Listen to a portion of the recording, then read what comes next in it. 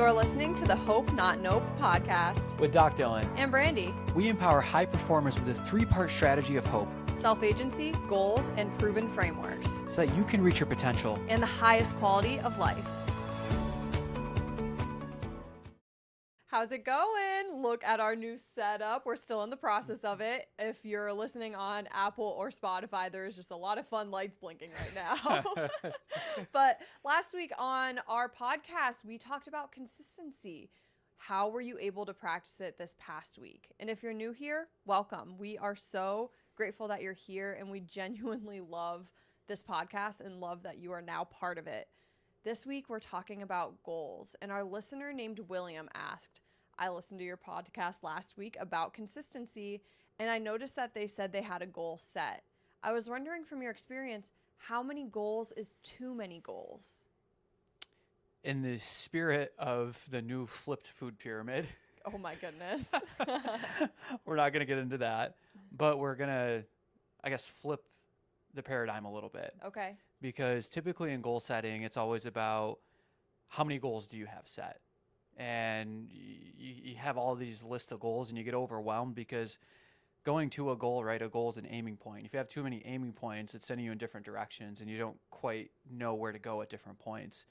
So what we do with high performers using the strategy of hope is that we say, let's flip it.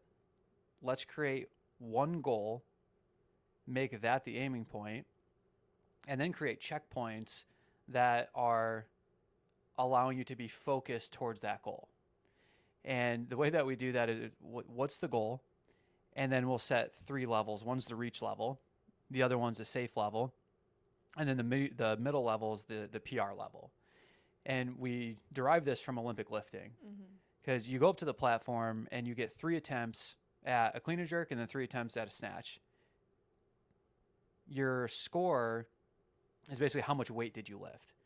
So when you're going up and you have 3 attempts, the first attempt, you just want to get on the board. Like, you just want to make sure that, like, you're at least in contention. That next lift, you're already on the board. Now let's add a little bit more intensity to it. Let's add a little bit more weight to it. And let's see if you can maybe hit a personal best. That third level is everything's gone well. You've hit the first 2 levels. And now you're going to go for a weight that you typically wouldn't go for because it kind of scares you a little bit. It's like, man, I've never lifted that before, but the competition's going great. I slept well. I ate well. The juices are flowing. I feel good. Like, let's go. Let's get after it. It's that reach goal that we know that you could hit, but you didn't know that you could hit until you built the momentum through those other levels of goals. So we flip it. Instead of saying, hey, let's create 3 goals or 5 SMART goals. What's the main goal? What's that number one goal? And now let's reflect on that goal and set levels, which then lets us create a framework that has checkpoints to build momentum to go towards that goal. We're taking the focus and we're just narrowing it to one aiming point. You said it at the end, but I really feel like it helps you focus in and focus down on that one thing. I have many experiences where there was like 5 goals or 3 goals or whatever, but then instead of having this like Olympic lift style of setting goals, it was actually like 10, 15 sub goals under each goal. So then you're looking at 30 to 50 goals that you're supposed to achieve in a certain timeline. And I personally felt like it set up feelings of being overwhelmed. The team was never on the same page because there were so many goals that were going on that it almost, like, it makes you feel overwhelmed. It made us feel, or me feel like I failed, which sometimes failure is good, but I personally, like, I struggle when I fail, and then I carry it on as my identity, something I'm working on. But at the same time, like, when you're going for a goal, you don't want that constant feeling of like you're letting yourself down, letting people down, you're not getting it. And having 45 goals at once, like, sets that up for success because you're not staying focused. You're getting distracted by all the things. Yeah, and flat out, it's draining. Yeah. It's draining. It's like when you have a credit card and you're spending money that you don't have, and now you have to go find resources in order to pay what you expended that you didn't have. And when you have too many goals happening, that's what happens. Well, you lose sight of the purpose. Yeah. And you know, for us, like our work is very purposeful and our Mhm. goals are very purposeful. Everything we do is with a purpose.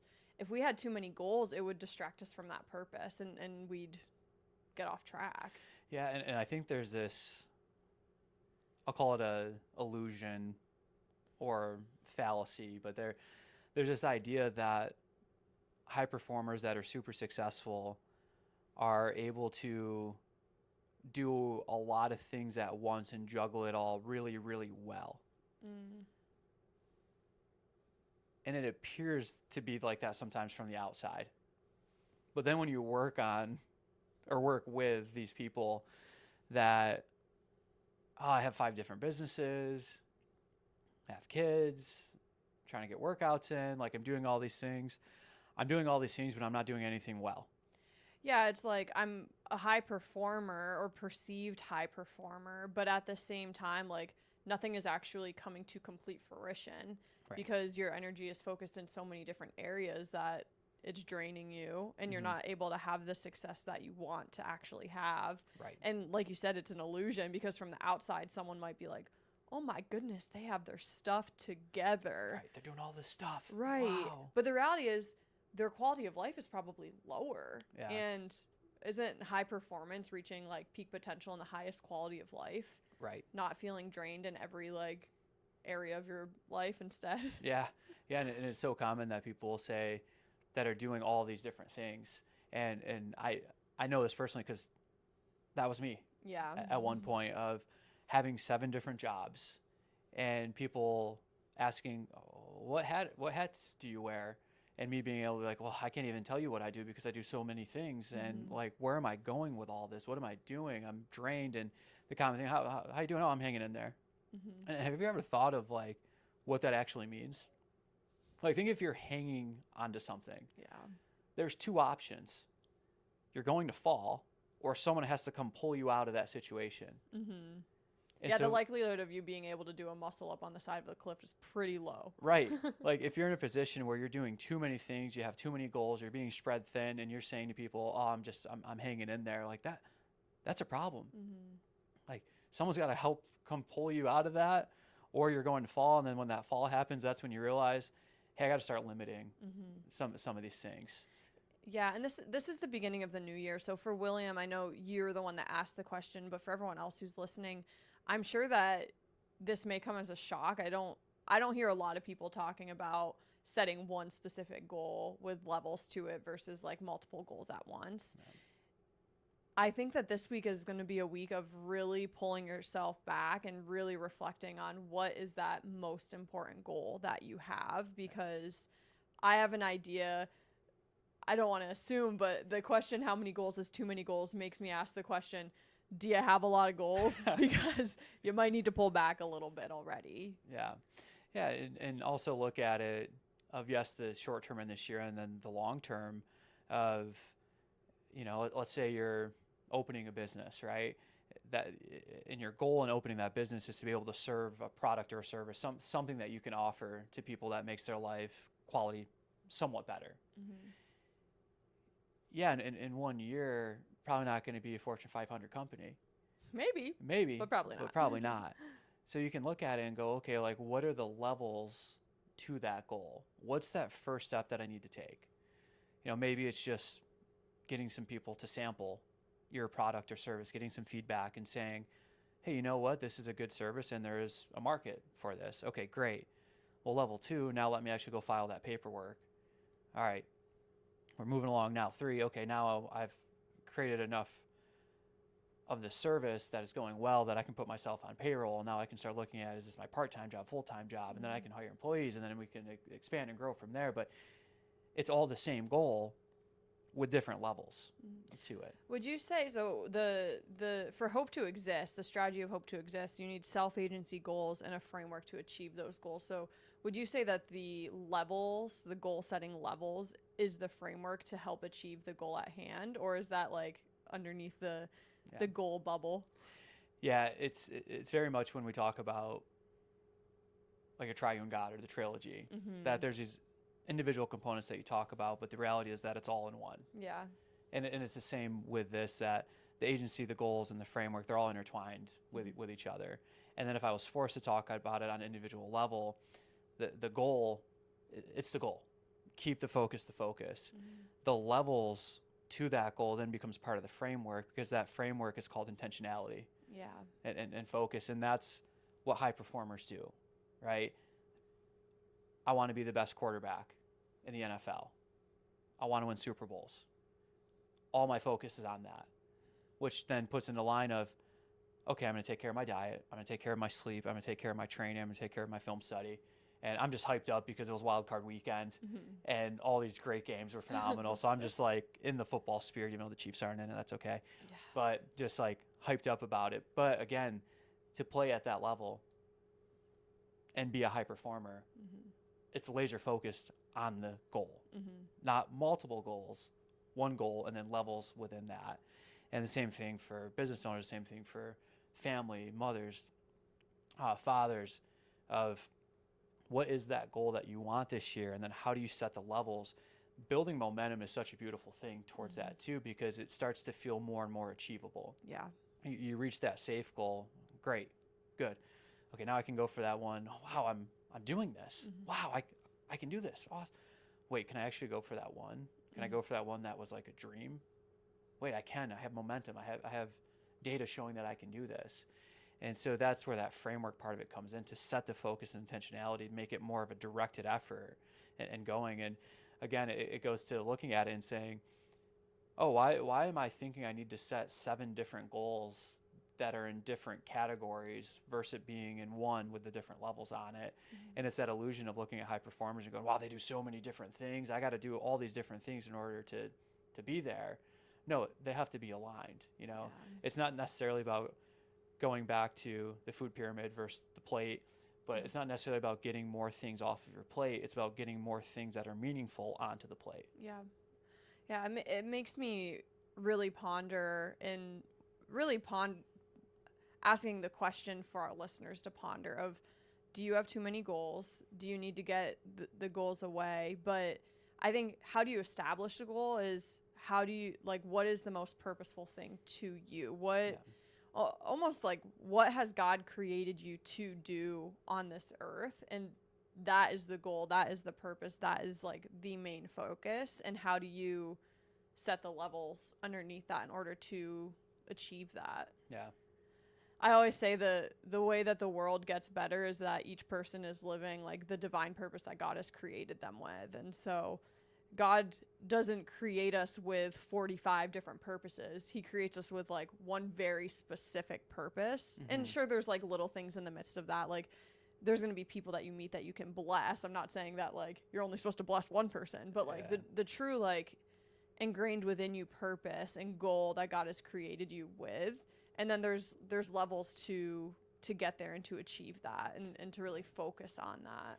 Yeah, and there's almost to this paradox of balance, right? Of, well, I set multiple goals to make sure that I'm or that I'm balanced across each domain of wellness.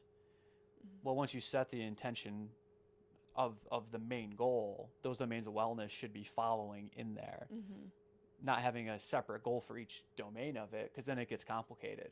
Yeah, right. That's when it goes into the 45 goals. 45 goals, like, okay, so for my spirit, I have to do this. And for my mind, I have to do this. And then for my body, I have to do this. And for community, I have to do this. I have to do this. Yeah. Oh, I ran out of time today. So, okay, working on my spirit, that goes. Mind, nope, can't do that right now. Okay, just the body. I'm just working on the body. Oh, now I'm behind in those other aspects. And it just creates so much overwhelming. So there's actually more balance in having just one goal with multiple levels. Yeah, awesome. Well, for our new listeners, after we answer our listener question, which if you have a question, you can ask us in the comments. You can go to our website, hopenotnope.org, to ask us the question there.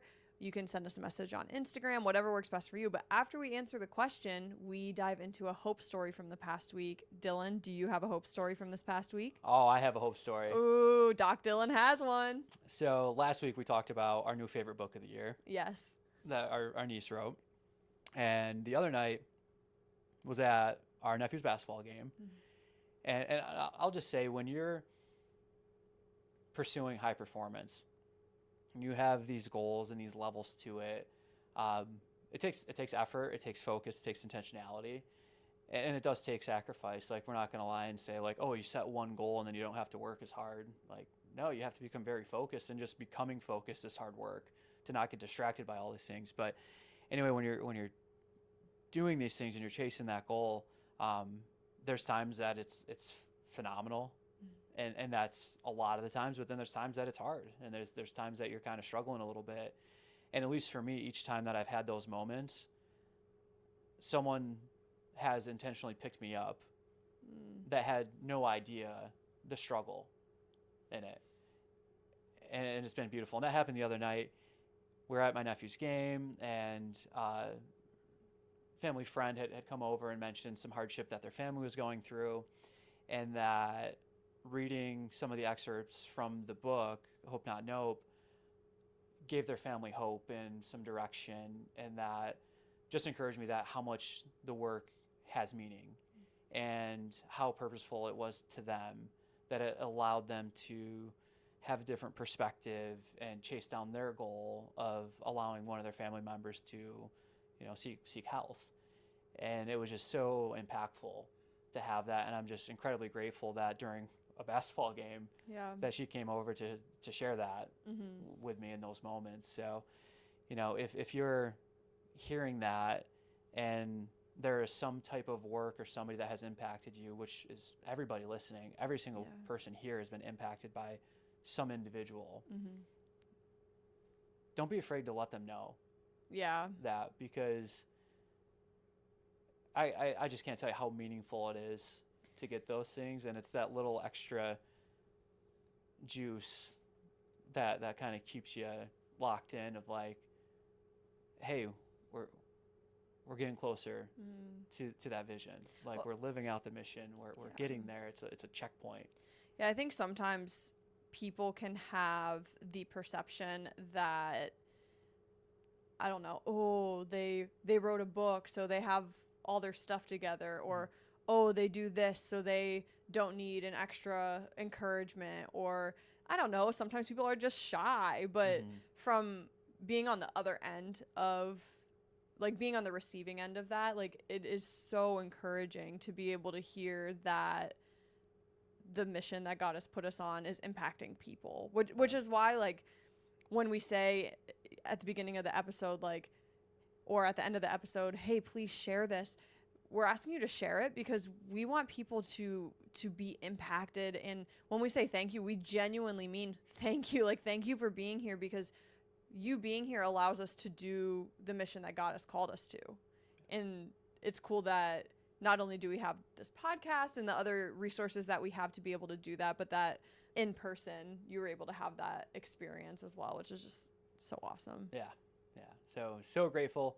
Gosh, I feel like we got to end it there. That was beautiful. We got to end it there, but I do want to say one little thing, because I promised our nephew probably like a month ago that I would shout him out, and his birthday is this weekend. And so shout out to our nephew. Happy birthday. We love you. Beautiful. Have a great week, and remember, high performance is not just about the strategy of hope, it's about becoming hope. The Hope Not Nope podcast is meant for educational, informational, and personal development purposes only, and does not constitute any health or medical advice. If you're looking for specific advice, connect with us to work with a Hope coach.